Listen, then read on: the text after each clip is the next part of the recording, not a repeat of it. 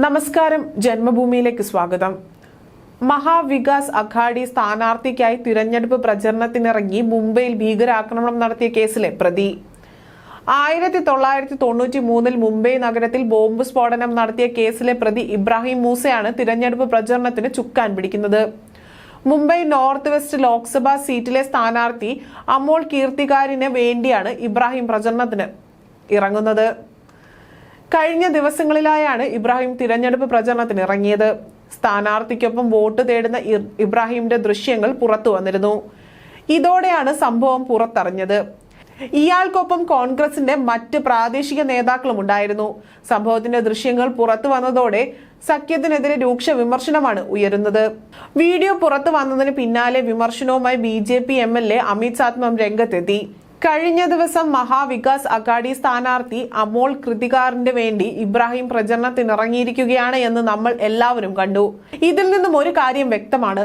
ഇവിടെ യുദ്ധം നടക്കുന്നത് ദേശീയവാദികളും തുക്കടെ ഗ്യാങ്ങുകളും തമ്മിലല്ല, മറിച്ച് ഇന്ത്യയും പാകിസ്ഥാനും തമ്മിലാണ്. മുംബൈ നഗരത്തെ ചുട്ട് ചാമ്പലാക്കാൻ വെമ്പുന്ന അഗ്നിയെ നഗരവാസികൾ തിരിച്ചറിയണമെന്നും അമിത് തുറന്നു പറഞ്ഞു. 1993 ജനുവരി 15 മുംബൈ നഗരത്തിൽ ഭീകരാക്രമണം ഉണ്ടായത്.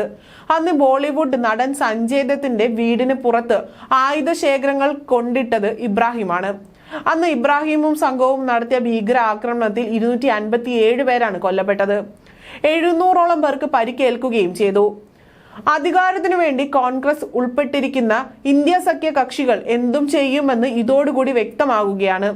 നേരത്തെ കോൺഗ്രസ് അധികാരത്തിൽ ഇരുന്നപ്പോൾ സൈനികർക്കെതിരെ ഭീകരാക്രമണം നടത്തിയ തീവ്രവാദി ഹഫീസ് സായിദുമായി സംഭാഷണം നടത്തിയ യാസീൻ മാലിക് ഉൾപ്പെടെയുള്ളവർക്ക് പ്രധാനമന്ത്രിയുടെ ഓഫീസിലേക്ക് വളരെ പ്രവേശനം ഉണ്ടായിരുന്നു.